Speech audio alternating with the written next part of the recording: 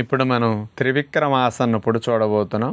స్ట్రైట్గా నుంచున్న తర్వాత కుడి కాలుని పైకి లేపి కుడి చేత్తో కుడి కాలుని ఎడమ చేత్తో పాదాన్ని అట్లా పట్టుకుని కుడి కాలుని పైకి పాదం ఆకాశాన్ని చూసేటట్టు లేపుతాం. ఇప్పుడు చూడండి, కుడి కాలు 90 డిగ్రీస్ పైకి వెళ్ళిపోతుంది.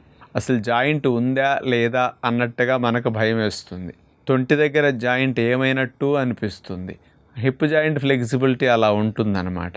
ఇప్పుడు కాలు పాంతం పైకి లేపేసిన తర్వాత ఎడమ కాలు పాదం నేల కానుంది, దాని మీదే బ్యాలెన్స్ చేస్తూ ఎదురుగుండా కంటితో ఒక దృశ్యాన్ని, ఒక స్పాట్ని చూస్తూ అక్కడే మనం కాన్సన్ట్రేట్ చేస్తే ఇక బ్యాలెన్స్ ఉంటుంది, పడిపోకుండా మనం అదే విధంగా కదలకుండా ఉండగలుగుతాం.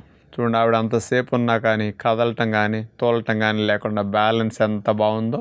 మెల్లగా దాన్ని కదపకుండా తీసిన తర్వాత హిప్ రొటేషన్ ఒకసారి చేస్తే ఫ్రీ అయిపోతుంది.